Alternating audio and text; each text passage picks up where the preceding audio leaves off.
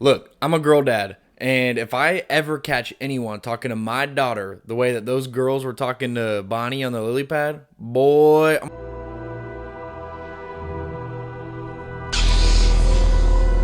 Hey, my name's Logan. My favorite movies are Avengers Infinity War and Toy Story 3, okay? I'm just a regular guy who loves movies, and this is my review for. But I knew it, I knew So, my biases and headspace kind of going into this movie is I'm a huge Toy Story fan, okay? I can't lie. I grew up on these movies, absolutely my favorite franchise growing up, and I still hold these movies and these characters near and dear to my heart. Even my daughter's playing with the toys now that I grew up playing with. It is just super nostalgic for me. And Toy Story 3, like I mentioned before, is my favorite movie. Toy Story 1 and 2 up there with my favorite movies. And 4, I absolutely hated, okay? I could go on and on about it. I understand the opinions of people that defend it, but genuinely such a misunderstanding of the character of Woody and his journey through Toy Story 1 through 3, okay? But that's not what we're here to talk about. But I hated Toy Story 4 so much and what they did to Woody. But then they announced Toy Story 5, and I was just like, oh, I don't know, because they had a definitive ending with 3, and then they did 4. Had a definitive ending with 4, and now we're doing this again. But I was maybe feeling like, okay, maybe they understood 4 wasn't that good of an ending, and they want to kind of do something to make it feel better. Not necessarily undo it, but make that not so final. Then they started announcing it's the tech versus toy stuff, and that just felt like low-hanging fruit for Pixar. But as the trailers and interviews were coming out, I began to become a lot more cautiously optimistic at this idea of, okay, I gotta trust Pixar. They do a lot more nuanced takes on stuff. Maybe this could be good. So, my actual review of the movie, pros, Jesse as a protagonist, absolutely love it, okay? That brings such a fresh perspective into it. I love Buzz and Woody, okay? They are my dogs, but it did make the movie feel a lot more justified. And I know this is technically speaking a cash grab, okay? It's a movie, but it made it feel less of like a soulless cash grab because Jessie, we never really have seen her story front and center and seen her carry a film, and I personally really enjoyed that. This movie has so many emotional gut punches, so many moments where you're tearing up, so many moments where you're crying, so many moments where you're like, oh my gosh, you are just so invested in this movie.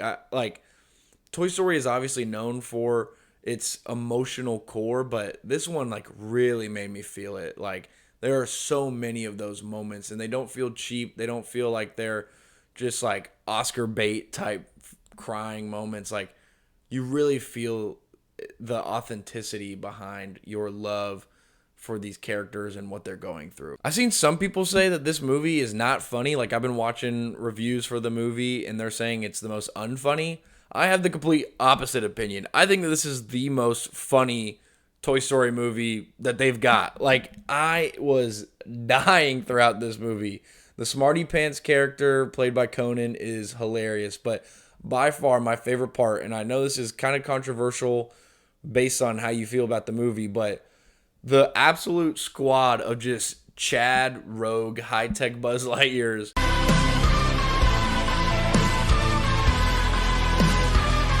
were hilarious. I was dying every time they were on screen.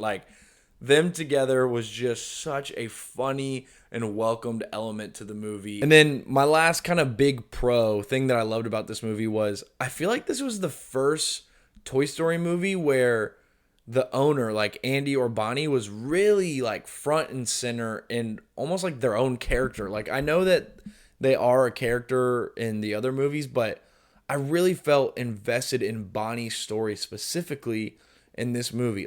Obviously I love Andy, okay? But really Bonnie carries her own on this story, and her journey is mirrored and paired with Jesse's, and it works really, really well here. I love that they did that. It was kind of a breath of fresh air for a franchise that could easily spin its wheels in the mud, but it didn't. It found something new to really keep us going. For cons, I really only have one because I really enjoyed this movie, but The only negative, and it's not even that big, it's kind of minor, but I really enjoy the OG gang. Like him, Rex, Slinky Dog, Mr. Potato Head. They're all great. And I even love Bonnie's toys. Like I love Trixie, I love Buttercup, I love Mr. Prickle Pants. And they were just kind of sidelined just like they were in Toy Story 4, which is just a little annoying because I really do enjoy those characters. I think they add a really fun dynamic to the Toy Story movies. And it's just kind of a bummer that they keep not really playing a part, but it is what it is. The movie is still really, really great. So, you may be wondering, should I go see this movie? Well, I think you should see this movie in theaters if you are a Toy Story fan. If you're a Toy Story fan, you're really going to love it. They keep the quality of the brand and the franchise going.